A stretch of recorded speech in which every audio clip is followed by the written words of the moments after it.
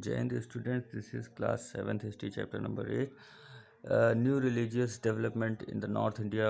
उत्तर भारत में भी जो है नया युग स्टार्ट हुआ जो कि अपने धर्म को सुधार के लिए ले जाना चाह रहा था। इसमें कई ऐसे जो थे वो कई ग्रुप के लोग जो है, कई तरह के पीजेंट, ट्रेडर्स, क्राफ्ट पर्सन और कई तरह के लोग इसमें जुड़ते चले गए। इसमें कुछ ऐसे भी जो है सुधारवादी लोग थे कि जो समाज में सुधार करवाने की कोशिश कर रहे थे, जैसे कबीर और बाबा गुरु नानक।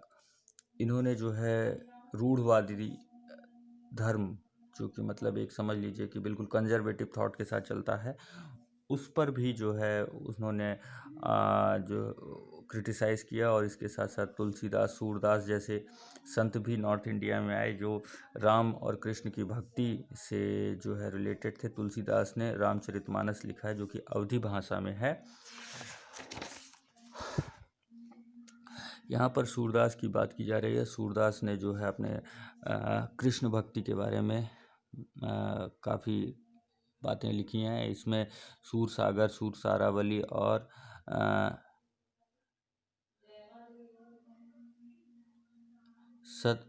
सत्य लहरी, ये सब जो है इनके लिखे हुए नॉवेल्स हैं। और असम में शंकर देव ने भी जो है 15वीं सेंचुरी में इस तरह का भक्ति मूवमेंट चलाया जो कि विष्णु जी के लिए था। और उन्होंने असमिया भाषा में कई पोएम्स लिखी जो कि प्रार्थना घर, नाम घर के नाम से उन्होंने जो है प्रेयरिंग स्टाइल स्टार्ट की कि एक जगह बैठ करके वहाँ प्रेयर करना। ठीक है, तो दादू दयाल भी एक जो है संत थे जो कि रविदास और मीराबाई की तरह फेमस संत थे। मीराबाई राजपूत रानी थी जिनकी मैरिज जो है मेवाड़ के राणा से हुई थी 6th सेंचुरी में। लेकिन मीराबाई जो है रविदास की भक्त थी और वो उनके, जबकि रविदास एक अनटचेबल पर्सन थे, फिर भी उनकी ये भक्त थी और इन्होंने जो है कृष्ण भक्ति पर ज़्यादा जोर दिया है।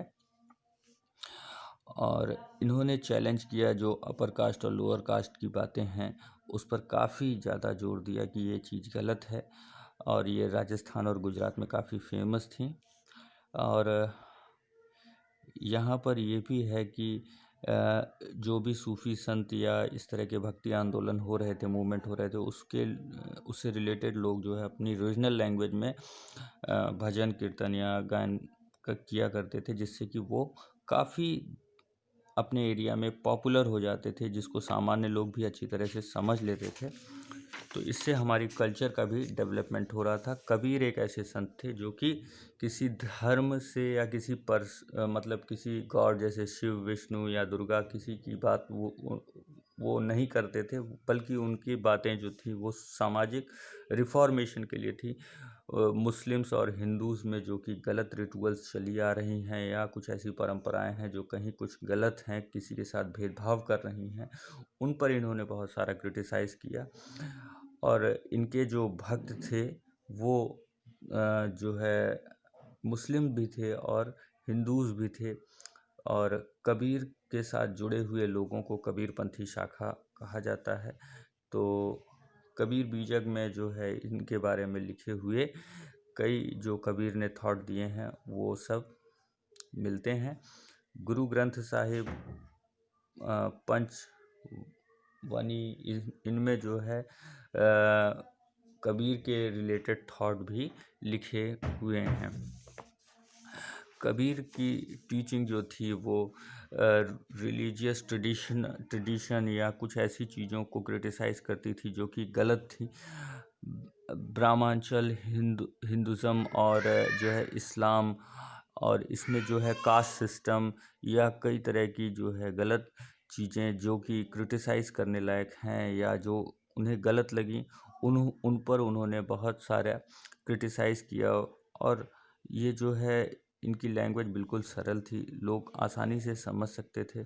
कबीर का कहना था कि गॉड एक है और सुप्रीम है, और सच्चे रास्ते से साफ कर्म करने से ही आप जो है मोक्ष को प्राप्त कर सकते हैं, सैल्वेशन को। और इनके जो है अनुयायी बुद्ध हिंदू और मुस्लिम दोनों ही थे। अब आता है बाबा गुरु नानक के बारे में। गुरु नानक जी का जन्म तलवंडी के पास हुआ था और ये 1469 से 1539 के बीच में इनका जीवन था।